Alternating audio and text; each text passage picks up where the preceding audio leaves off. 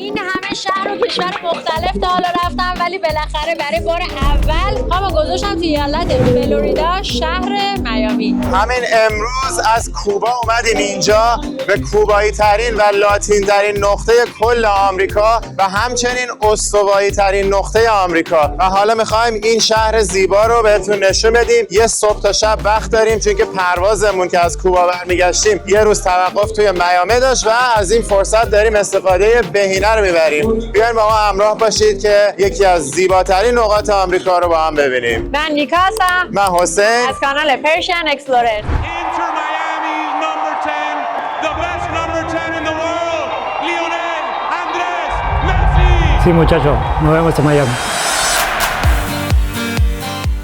رسیدیم به شهر زیبا و آفتابی میامی. این میامی نزدیکترین نقطه آمریکاست به کشور کوبا. دوستان ما سیگاری نیستیم، ما پلاک ماشین رو ببینین، سانشاین استیت. این اصلا ذوق کردم این صحنه رو دیدم. چیزی که راجع به میامی باید بدونین اینه که آره ما بعد یه مدت بیایم قشنگ تو میامی زندگی کنیم. هلو.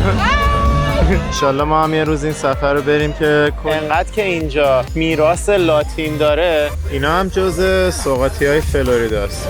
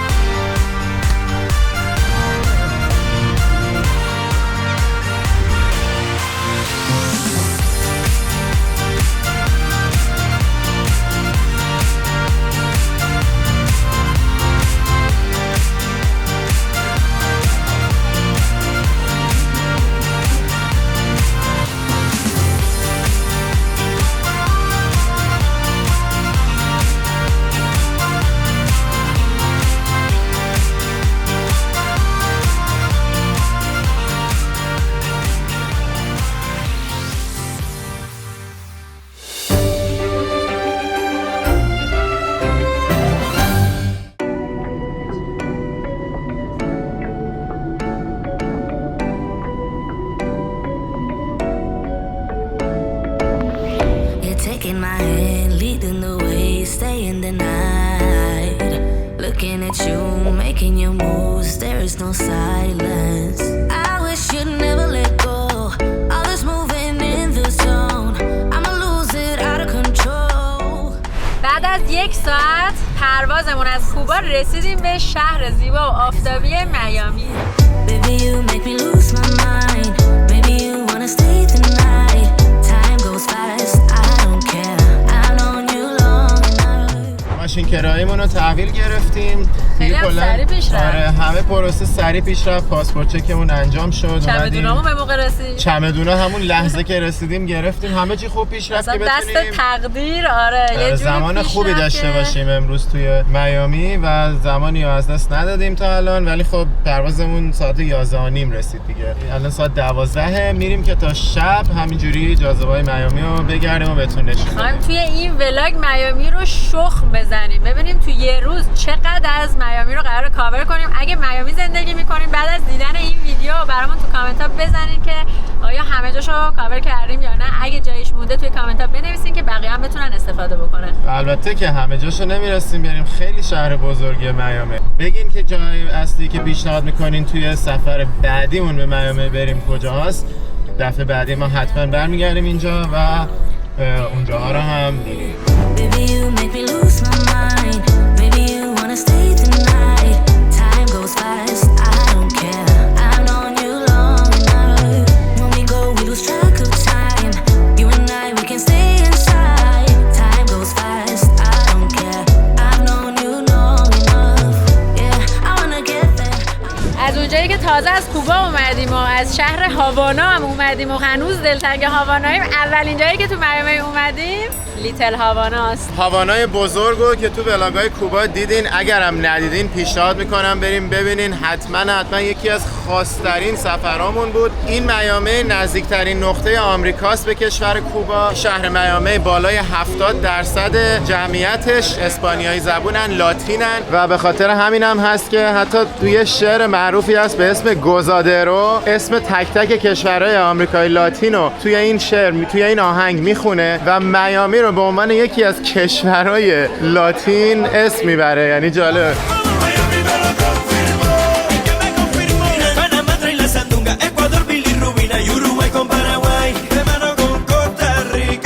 میامی که یه شهر توی آمریکا به عنوان کشور لاتین تو اون آهنگ ازش یاد میشه. انقدر که اینجا جز بخشی از آمریکای لاتینه. یه جورایی گفتم بالای 70% جمعیت میامی لاتینه و تقریبا نصف این جمعیت لاتین کوباییایی هستن که زمان انقلاب کوبا اونجا رو ترک کردن و اومدن توی فلوریدا زندگی کردن.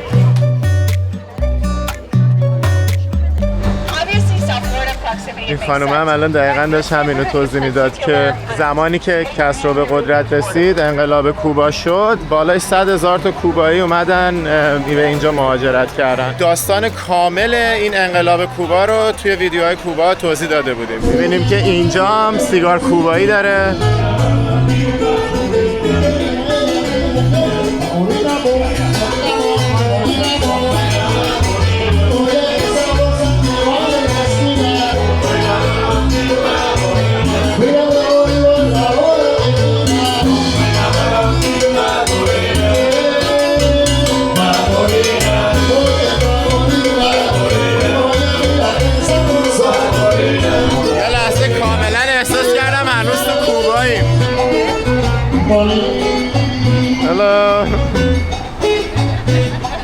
اینجا ضمناً کیه 8 بهش میگن، کوچه 8 میامی که کلا محله کوبایی است. 4 تاش $33 سیگار کوبایی واقعیه؟ آره دیگه، فقط شاید برندش بخوره. چه جالب. از خود کوبا ارزون تره. اونجا ارزون ترین چیزی که تونسته بودیم پیدا کنیم 5 تا بود $75. آره اونجا دولتش دست گذاشته رو کل تولیدات سیگار برگ، سیگار کوبایی و با هر قیمتی که دلش بخواد میده. ببین آخه اینا مثلا سیگار کوبایی ایتالیاست، میدونی؟ اصل کوبایی واقعا خیلی گرونه. دوستان ما سیگاری نیستیم، ما صرفاً چون رفتیم کوبا و اونجا یکی از تولیدات اصلیش سیگار برگ بود و مزرعه‌اش هم رفتیم، با این چیزا هم آشنا شدیم. گفتیم که بیایم ببینیم اینجا چه خبره. آره. سیگار موجوده. کم کم هم همگی دارن آماده میشن، همه مغازه‌ها و رستوران‌ها برای کریسمس و هالیدیز. که ما امسال تو کشورهای عربیم که دیگه احتمالاً این درخت کریسمس و اینا نمی‌بینیم. آره ما داریم میریم مصر و مراکش و تونس و لیبی. اگه هنوز سابسکرایب نکردی سابسکرایب کن که اون ویدیوها رو به موقع بتونی ببینی. خیلی خوشگله مغازش. خیلی باحاله. اینا قشنگ استوال کوبا رو داره.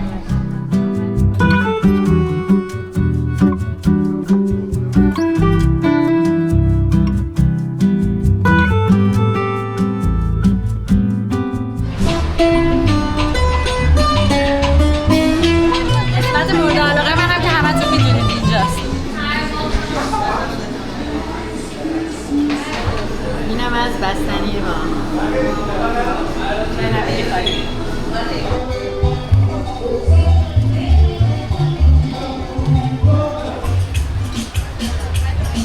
رستوران غذا کوبایی اینجا پره. نگاه این خود هاواناس، اون قلعه که توی ولاگ اول دیدیم که این طرفش شهر هاواناس، دقیقا اون ور رودخونه قلعه بود و ماشینای کلاسیکش، خونه‌های رنگی، خیلی نقاشی قشنگیه. Juega bonito, juega con el tumbao. Juega bonito, juega con el tumbao. Bueno, mira.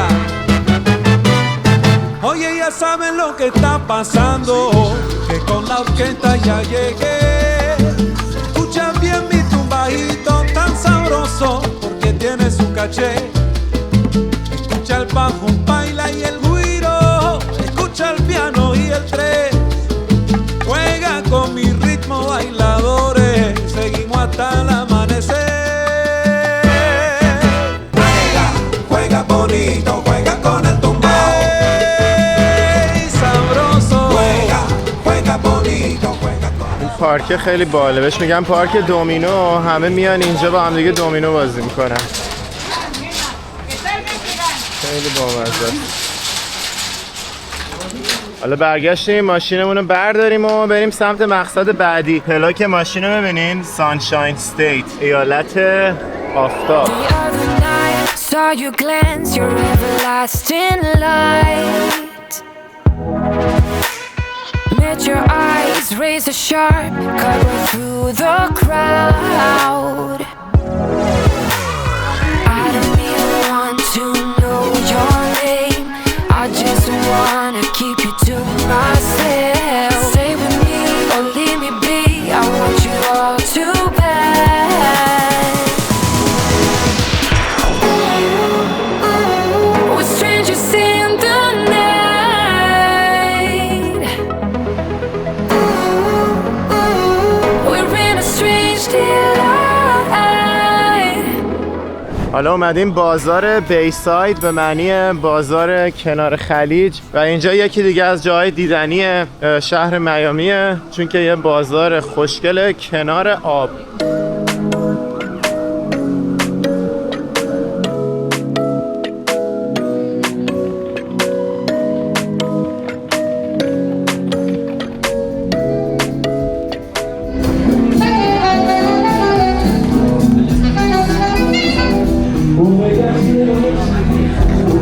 کنسرت فضا آزاد مجانی.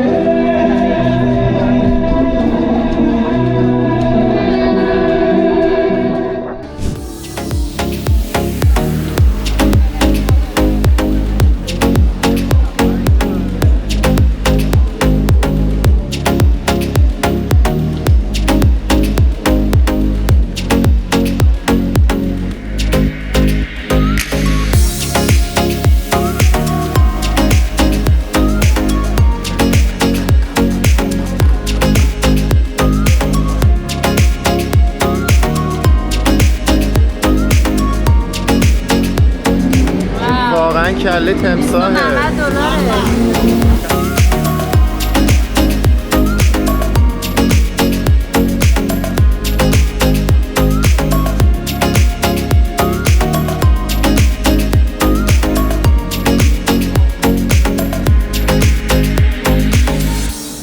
مغازه ترکی هم داره اینجا. نگاه این فرششو داره میده $80.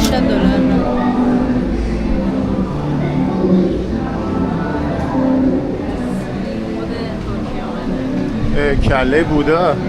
به نام خدا سیامک انصاری هستم و حالا اینجا چه کار میکنم؟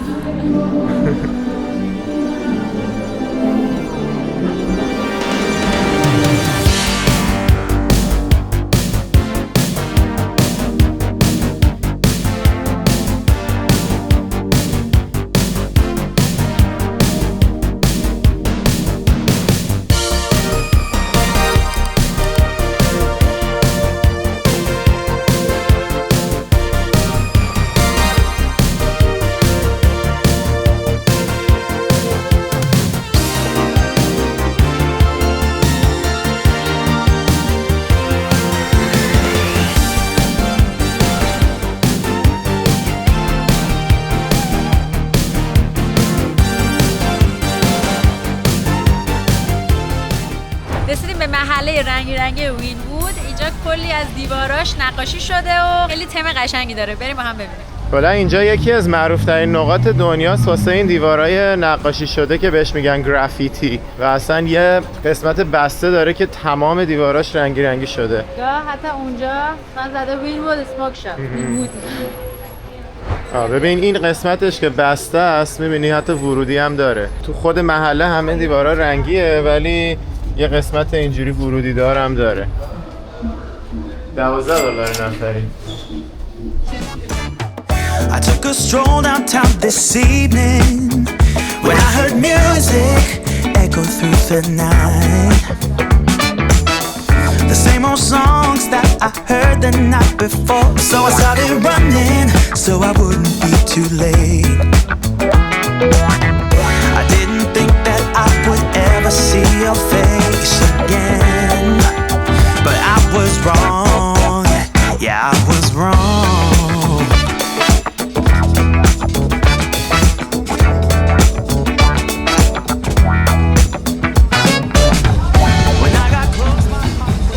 کازینو داره اینجا؟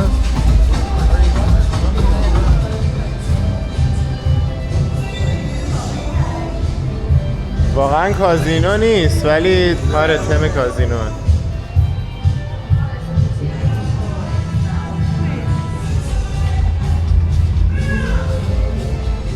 این بلا بلا رو ببین جلوی آمریکا گذاشته. بلا بلا بلا بلا. اینجا رو ببینین تمام این کارا، تمام این تابلوها با ضربه روی شیشه انجام شده. چقدر هنرمندانه، خیلی باحاله.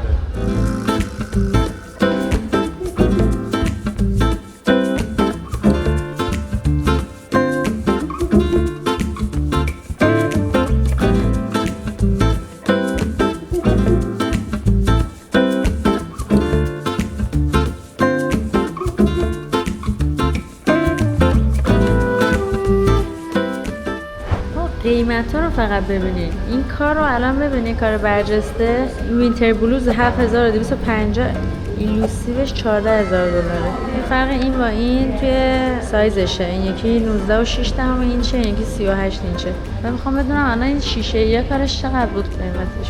چک کنید 23500. اوه مای گاد. 7250.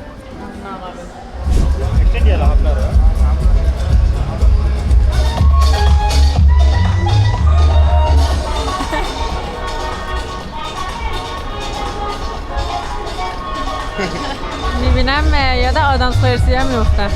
1000 تا آدامس قرصی رو هم سوا.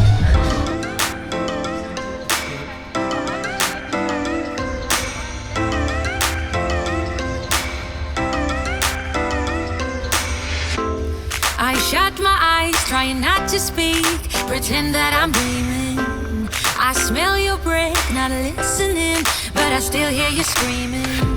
هر بخشیشو که وارد میشی اسم هنرمندایی که تو اون بخش کاراشون هست و نوشته. از بیش از 20 تا کشور دنیا هنرمندا اومدن به اینجا چیز کردن، هنر اضافه کردن.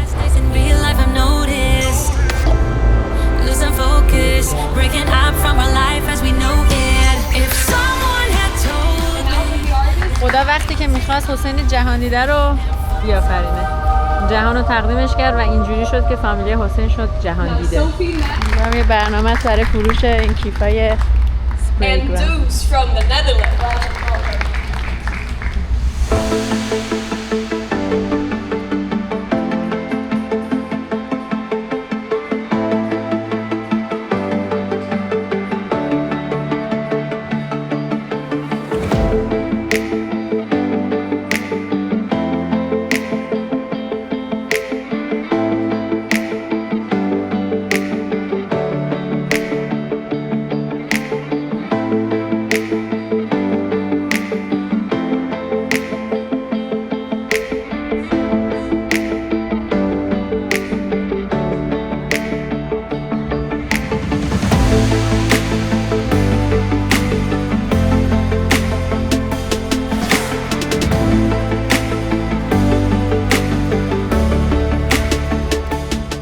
آخر هر برنامه هم ختم میشه به سوغاتی فروشی. چقدر خوشگله مامانش. خیلی خوشگله.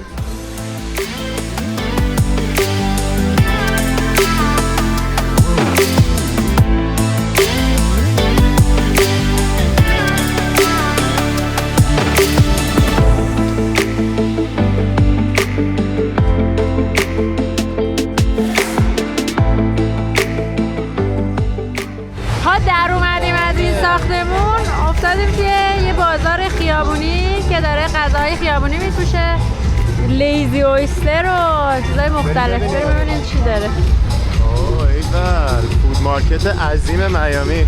منم که عاشق غذا خیابونی، اصلا ذوق کردم این صحنه رو دیدم، چون اصلا نمیدونستم این اینجاست. لابستر هم داره اینجا. تو کوبا انقدر لابستر خوردیم که دیگه هوس نداریم، ولی دوستان ببینم قیمتش چنده. اینم قیمت‌ها لابستر رول خالی رو زده $29 ولی کامبوش با 6 تا اویستر 48 داره. بیا از این اویسترها بگیریم ها. پک کامل رو بگیریم بذاری بخوریم.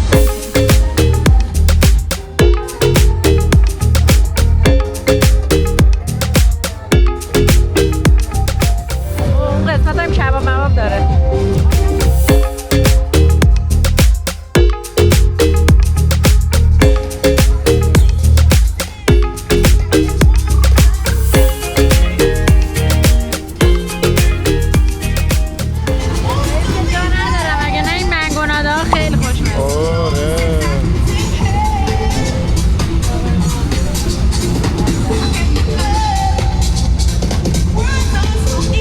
جذابا. این برم کورین باربیکیو.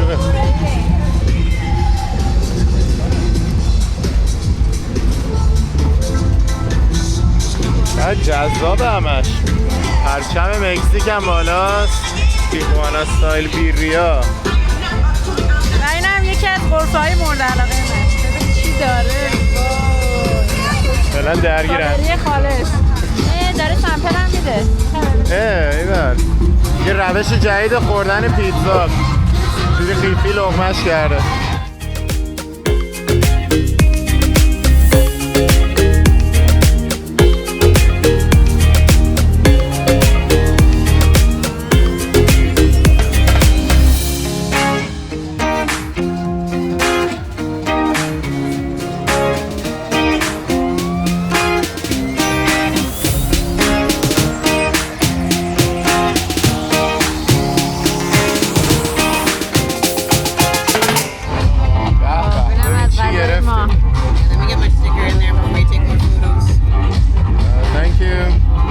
Which one's which sauce?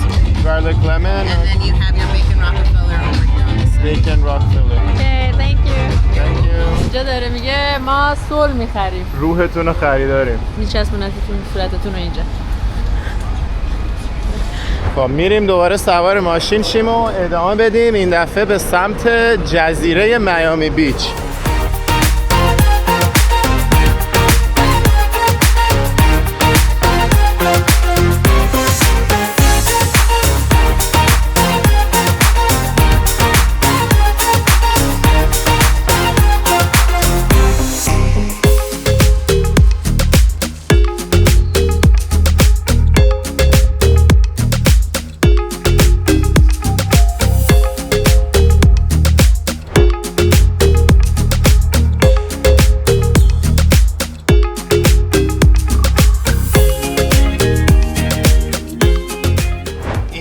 جاده وسط آب که الان داریم ازش رد میشیم شهر میامی و به اون جزیره‌ای که بهش میگن میامی بیچ وصل میکنه. در واقع میامی بیچ یه شهر جدا حساب میشه و خیلی خیلی گرونتره، خیلی توریستی تره. ما تا الان توی شهر اصلی میامی بودیم، حالا تازه داریم میریم وارد میامی بیچیم. اون جزیره‌ای هم که ازش رد شدیم که عکس میمون و اینا دیدین نوشته جانگل آیلند، اون جزیره یه دونه باغ وحشه که میشه با خیلی حیوانات مختلف رفت و ارتباط برقرار کرد و از این انیمال اکسپریانس ها میشه بوک کرد. برای شبا هم یعنی حتی شب نمیشه وارد شد، ولی اگه وارد بشی تاریک که میشه همه نورا روشن میشه و کلی تزیینات خوشگل نورانی داره که ما دیگه نمیرسیم بریم به خاطر اینکه داریم میریم میامی بیچ، ولی اینم هستش دیگه.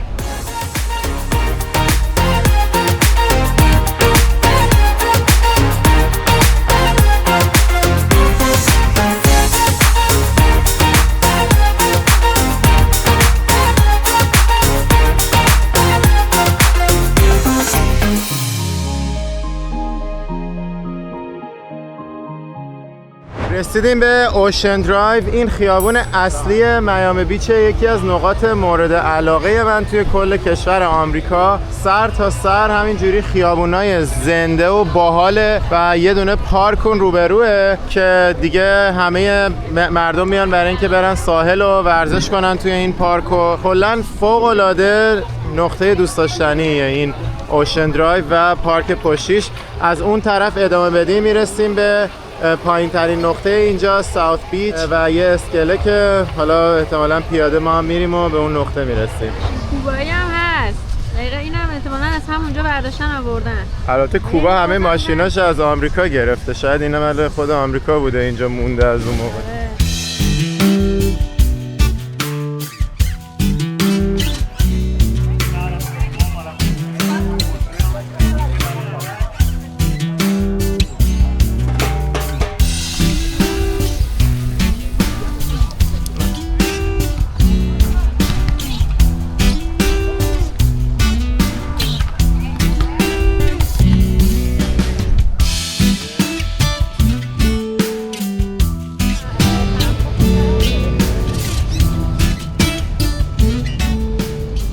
عجب جو ساحلی باحالی داره این میامی بیچ. چیزی که راجع به میامی باید بدونین اینه که الان 1 دسامبره و ببینین چقدر هوا خوبه، چقدر آدما اومدن توی ساحل دارن لذت میبرن و البته تابستون اگه بیای خب خیلی گرمتره و ضد آفتاب نزنی هم که کلا به شدت به فنا میری خیلی فرق داره. زمستونش هوا خیلی قشنگه، همچنان تو آب میتونی بری. شب که میشه ممکنه یه کوچولو سردت بشه اگر که یه لایه لباس نپوشی، یه لایه لباس گرم نپوشی، ولی در کل واقعا هوای زمستون اینجا فوق‌العاده است. پاییز، زمستون، بهار اینجا فوق‌العاده است. تابستونش یه ذره دیگه غیر قابل تحمل میشه مگر اینکه کلا بری تو آب. حالا من خودم یه بار با دوستام تابستون اومده بودم اینجا، انقدر هوا گرم بود که اصلا تکون نمیتونستیم بخوریم، به جز یه روز که حسابی بارون گرفت. بارونه چون که هوا گرم بود داشت بارون میومد، ما داشتیم عشق میکردیم. یعنی رفتیم دوچرخه کرایه کردیم زیر اون بارون، کلی دوچرخه سواری کردیم. اینجوری تونستیم یه روز از روزهای تابستون اینجا دووم بیاریم. بقیه روزا که آفتابی بود فقط میتونستیم یه گوشه یا بریم تو آب دریا یا یه گوشه فقط بشینیم تو سایه تکون نخوریم که گرممون نشه. من خیلی خوشم اومد از اینجا. آره. به نظرم باید راجع به اینکه اینجا زندگی کنیم به کالیفرنیا بیشتر.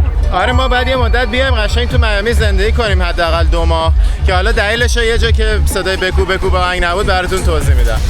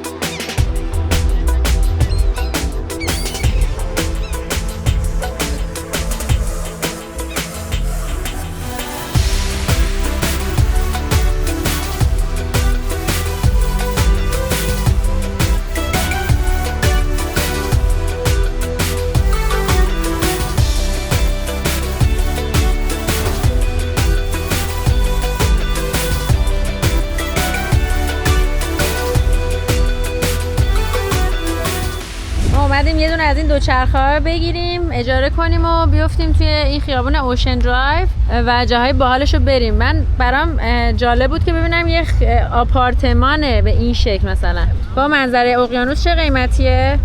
و الان مثلا اینو نگاه کنین، یه دونه اتاق خواب با یه دونه باتروم 645 اسکوئر فیت $1,000,000 نمونه‌ایه که هستش تو بازار. خیلی گرونه تو همین اوشن درایو. حالا اگه بخوایم بزرگتر بگیریم، خونه بزرگتر بگیریم، اینم هست 11.9 میلیون، 5 خواب، 6 بث با منظره اقیانوس. توش هم فوق العاده قشنگه و 12 میلیون دلار ناقابل. دوچرخه‌هامون رو تحویل گرفتیم. یکی از جذاب‌ترین فعالیت‌ها توی ساحل میامی همین دوچرخه سواریه. قیمتش شد برای 2 ساعت نفری 11 دلار. برای کل روز ضرر 30 دلار اینا میشد مسکه.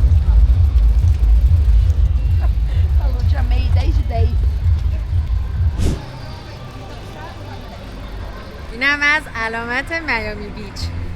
همین الان یهویی وسط دوچرخه سوار.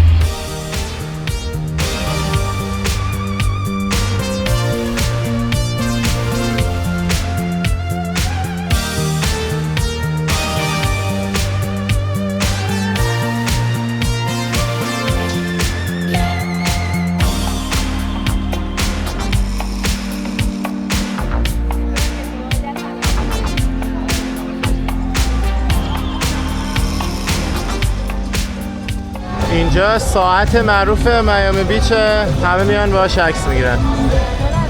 توش نوشته میامی بیچ. هلو. بریم چون 1 دسامبر اینجا عکس میگیریم. دقیقاً روزی که اومدی به اینجا سر زدی توی عکس و فیلمات هم ثبت میشه. 1 دسامبر 2024.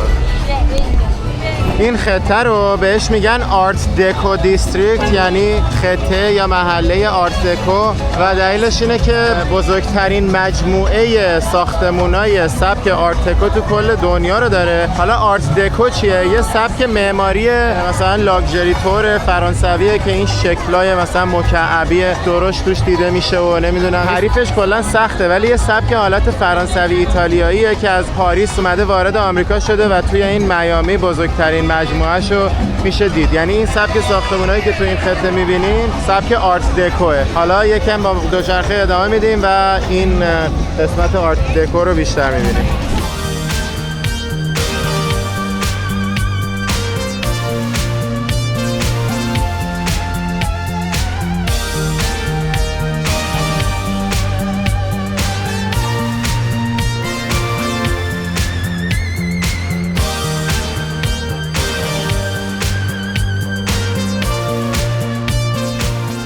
این آقا داره وسط خیابون سیگار کوبایی میپیچه با همون برگایی که تو کوبا دیدیم. تو ولاگای کوبا اگه ندیدین نحوه پیچیدنشو کامل نشون دادیم تو ولاگ دوم کوبامون.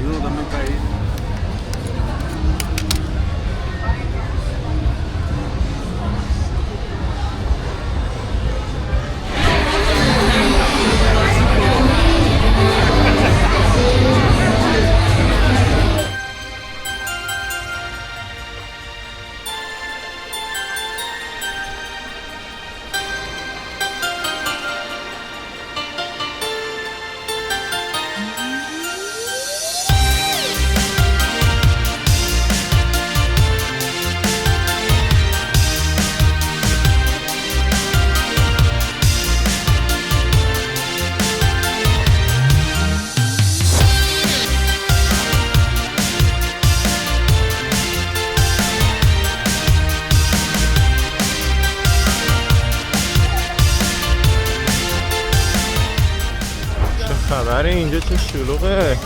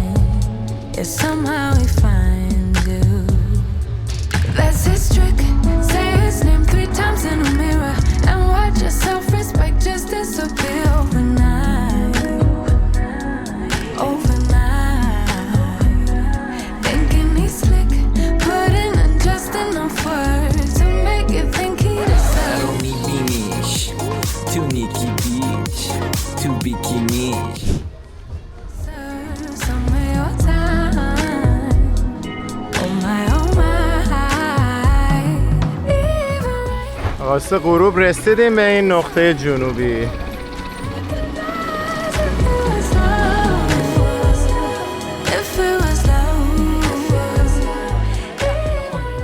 کشتی سیمفونی آف د سیز که تا همین اخیراً بزرگترین کشتی کروز دنیا بود. نمیدونم الان هنوز هست یا نه، فکر کنم از این بزرگترم ساخته شده، ولی همچنان ابهت خیلی زیادی داره. اون موقع که ما سوار هارمونی آف د سیز شدیم چند سال پیش که ولاگش هم تو کانالمون گذاشتیم، اون موقع اون بزرگترین کشتی بود. بعدش شدین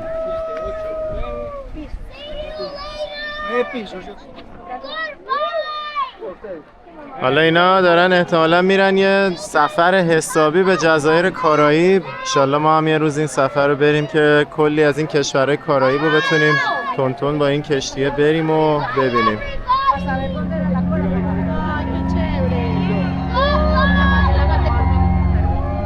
بهترین نقطه نشستیم برای دیدن غروب، چون دقیقاً خورشید از وسط اون دوتا ساختمون داره میره پایین، یه ذره اینورتر اونورترش دیگه خورشید پشت ساختمونه. میگن خورشید پشتش به ماست، تا حالا میدونستی؟ ما هم اینجا جا گیر آوردیم نشستیم. گلدن اوره.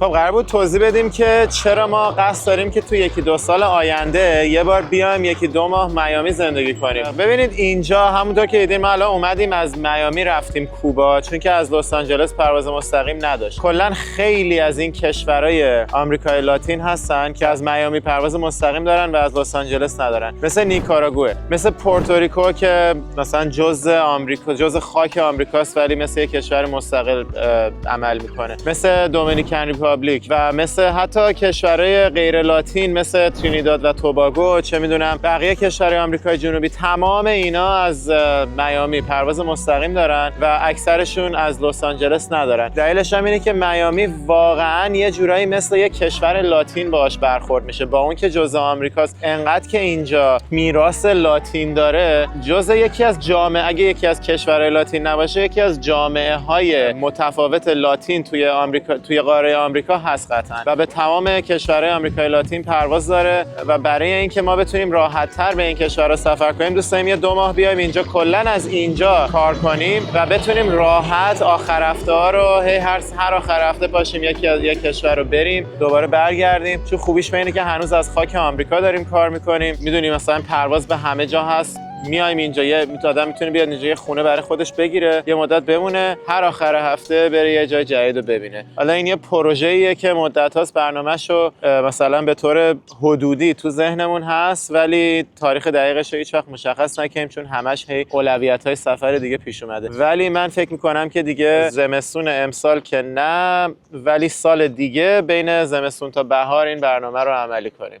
دیگه داریم میریم با دوچرخه برگردیم بالا به سمت همون خیابان اصلی که رستورانا توش بود، تحویل بدیم و بریم برای شام.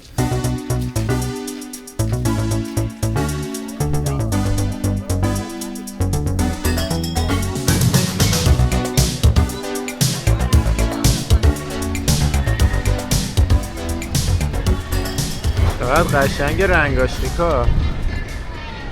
تو هم چراغ دوچرخت چشمکی میزنه؟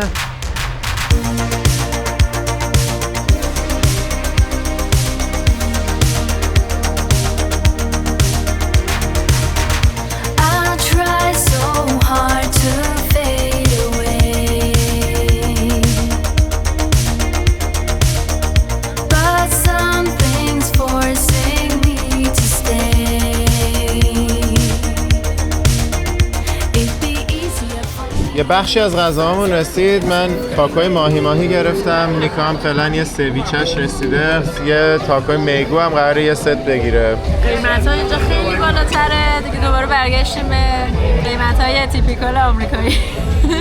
این دیگه قیمت گرون آمریکاییه، قسمت گرون میامی بیچ. ولی آره ما چند روزه یه همچین چیزی رو مثلا $9 میگرفتیم، الان $24 به اضافه یه تیپ و تکس، یعنی $30. این توی سوغاتی فروشی نقشه فلوریدا و تمام جاذبه‌اش. ببین چه سوغاتی فروشی بزرگی پیدا کردیم. اینا هم جزء سوغاتی‌های فلوریداست. یعنی اینا رو بخری بزنی به یخچالت، نمیدونم چه هدفی آدم میتونه داشته باشه ولی داشته باشید خجالت بکشید. وای دروازه‌گان ترامپ قیافه‌ای براش درست کردن. اینجا خودش جزء دلایلیه که ترامپ رأی آورده. فلوریدا ایالتی که 2 بار به اوباما رأی داده ولی بعدش ریپابلیکن شده.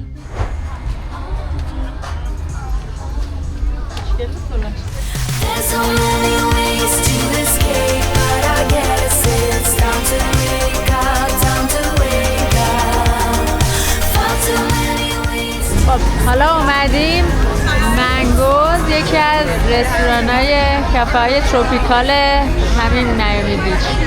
و اینجا قراره برنامه نیویر 2025 برگزار بشه. همه اینجا پلنگن نه؟ آقایون هم اینجا لباسای پلنگی پوشیده.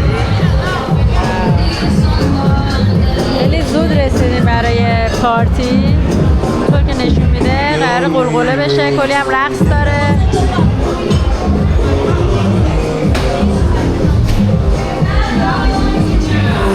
ببین چه خبر شد این پایین.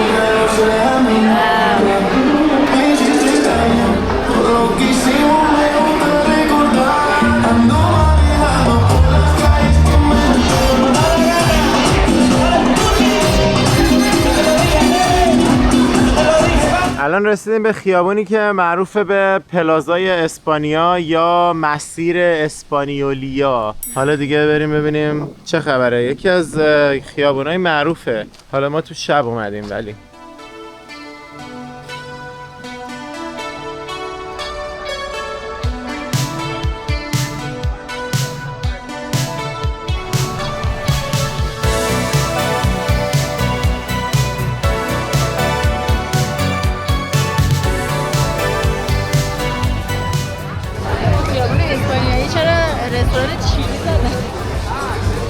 سوال قشنگی بود. این بابا نوئله داره میره. اینو نگاه کن، ما دفعه 4مه که این مجسمه بابا نوئل رو میبینیم. اینا به کاسکو آورده بود. الان تو چندین تا رستوران من دیدم تا حالا. پشما رو نگاه عاقل اندر صفی به این میگن. الان به نیکا نگاه کرد. پشما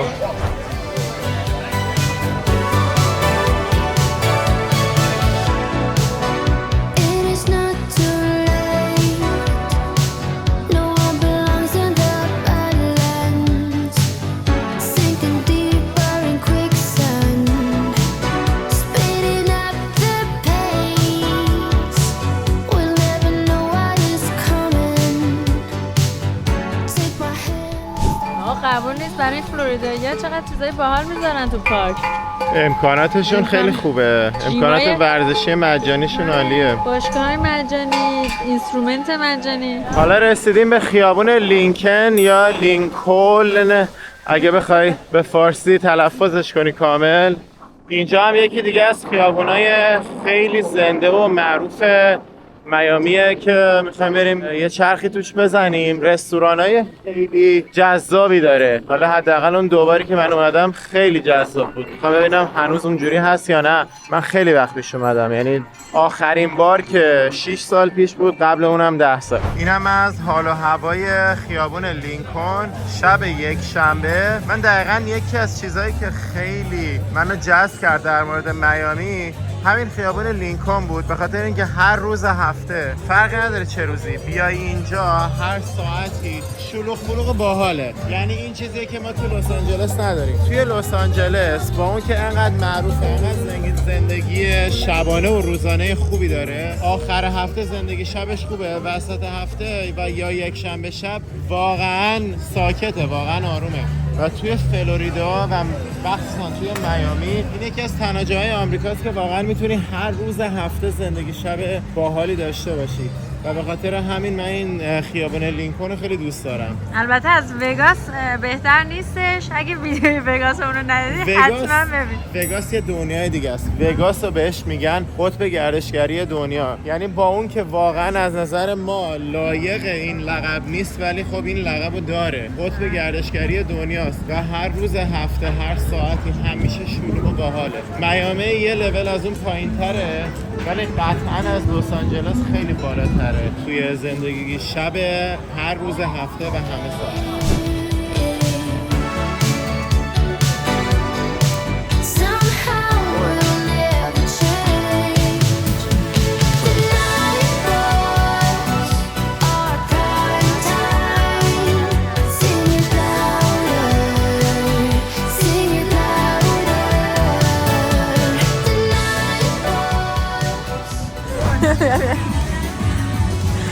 آره وایس همه دارن میرفتن ها.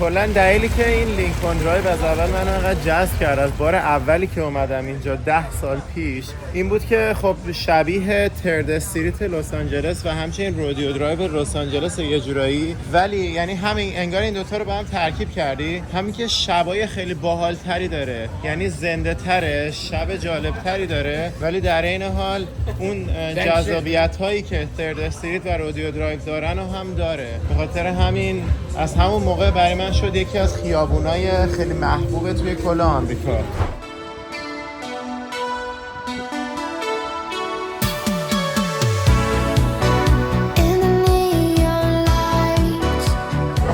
دیجی‌ها رو گذاشتن پشت ویترین.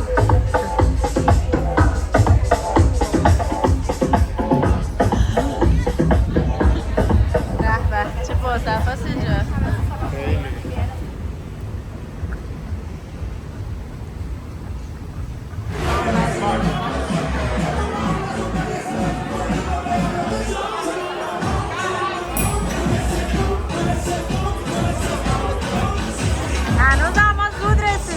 برگشتیم اینجا ببینیم که قلقله شده یا نه. ساعت 9:30 شبه، حالا حداقل 4 نفر اومدن وسط، ولی هنوز ملت دارن پی گیم میکنن، نوشیدنی ها رو میزنن که تا احتمالا یه ساعت دیگه بریزن این وسط.